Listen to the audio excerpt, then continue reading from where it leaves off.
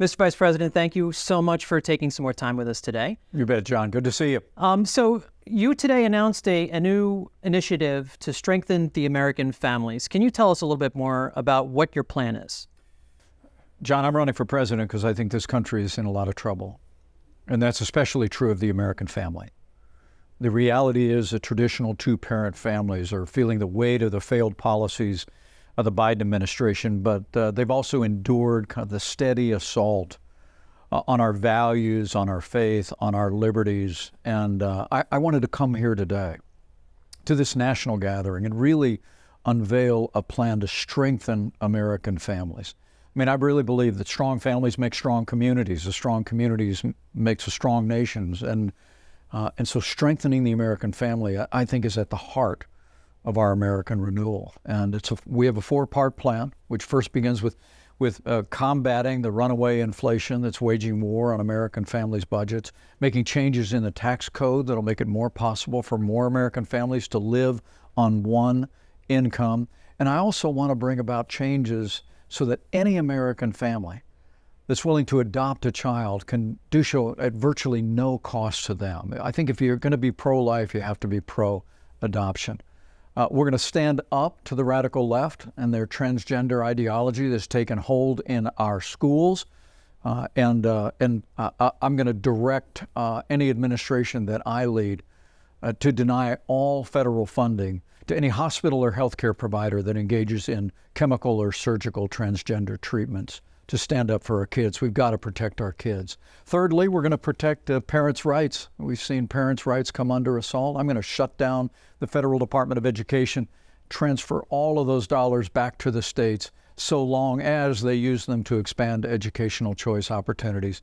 And as people know, for all of my public life, I'll be a champion for the right to life in the Oval Office. And not just advocating, as some of my competitors are, to promote the cause of life at the state level alone. I'll be championing the cause of life, calling for a nationwide standard to end abortion at the point that unborn children can feel pain. I think we need a minimum national standard to protect unborn children in places like California and Illinois and New York and other liberal states around the country, and even while we work to restore the sanctity of life in its strongest form in every state in the country. So that's our plan. I wanted to come here to this important gathering of faithful Americans to unveil a plan to really restore the American family. And you did it here in front of one of the largest evangelical gatherings in Washington, D.C. every year. And this is a message that should be received warmly here by your fellow evangelicals, fellow Christians. And I guess my question is, you have been lagging a little bit behind in the evangelical vote. How do you hope to rally these folks to your side and for you to convince them that you are the candidate that champions their causes?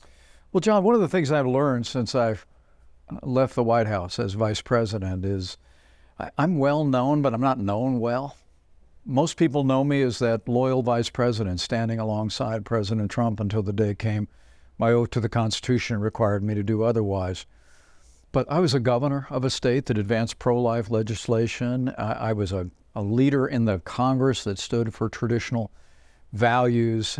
And I think as more people get to know me, they'll see that we're going to be ready to lead on day one, to bring this country back to the values and the ideals that have always made us strong and true and prosperous and free. And so I think it's early yet in the primary. The first caucus won't be for another 4 months, but we're going to continue to take our story, introduce ourselves to people around the country. And I'm running because I believe we need new leadership in the White House, but I also think we need new leadership in the Republican Party, leadership that will ensure that we not only win the White House, but that we grow that majority in the House, that we elect a majority in the Senate, we elect conservatives across America. This country's in a lot of trouble.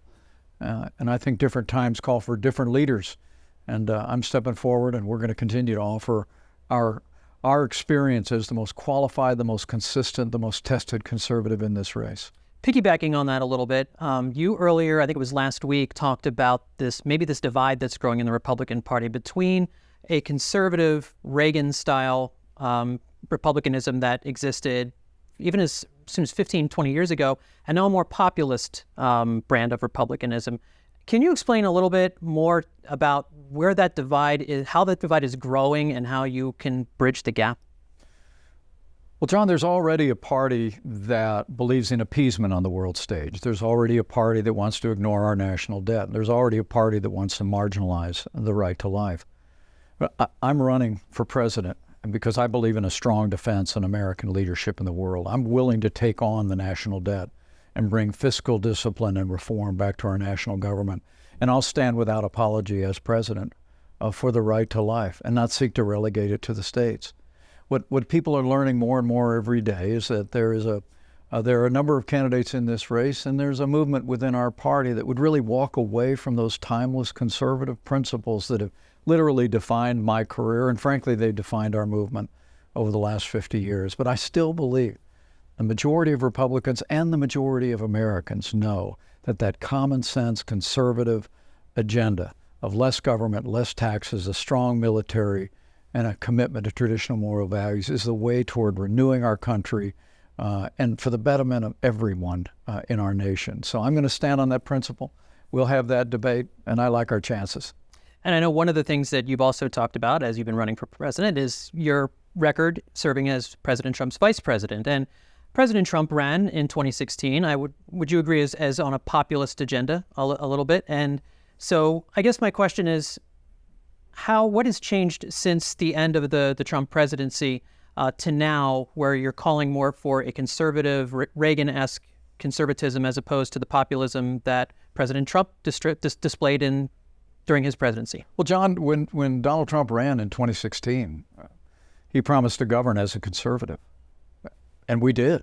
We pointed conservatives to our course that sent Roe versus Wade to the ash heap of history. We built up our military, and we're willing to take strong steps on the world stage to stand with our allies and stand up to our enemies. And we promoted policies that created a growing economy. But what the American people deserve to know is Donald Trump makes no such promise today, that his policy on the national debt is identical to Joe Biden's. He won't even talk about reforming these entitlements that really threaten the vitality of our economy going forward. He's backing away from American leadership in the world. And like many others in this campaign, he wants to relegate the issue of abortion to the states and has even blamed election losses in 2022 on overturning Roe versus Wade. So I think things have changed. We governed as conservatives. He ran on a conservative platform. But now I think I am the most qualified, the most tested, and the most consistent conservative in this race. And as time goes on, the support that we're continuing to see grow in the early states and in states around the country is a reflection that this is still a conservative party. And I think it's still a nation that embraces those timeless American ideals. One of the key moments in the first debate was when you had an interaction with Vivek Ramaswamy in which you said, we don't need a rookie to get the job here. What is your sense of his campaign so far? I think this country's in a lot of trouble. Joe Biden has weakened America at home and abroad. That disastrous withdrawal from Afghanistan has emboldened the enemies of freedom around the world. We have a national debt the size of our nation's economy. The average American household owes $100,000 of that national debt. And we have an opportunity to advance the cause of life. So this is no time for on-the-job training. We don't need a president who's too old, and we don't need a president who's too young. I mean, the reason I'm running is because after a lot of prayer and a lot of reflection, we felt called to run, because I truly believe with all humility that I'm the most qualified, the most experienced, the most tested, and the most proven conservative in this race. And it's that level of experience and that tested leadership that I believe we'll need to turn this country around. And if given the opportunity to be president of the United States, I promise you, we're going to know on day one what to do and who to do it with, and we'll turn this country around. Mr. Vice President, thank you so much for your time and for speaking with us again. We really appreciate it. Thank you, John. We appreciate you.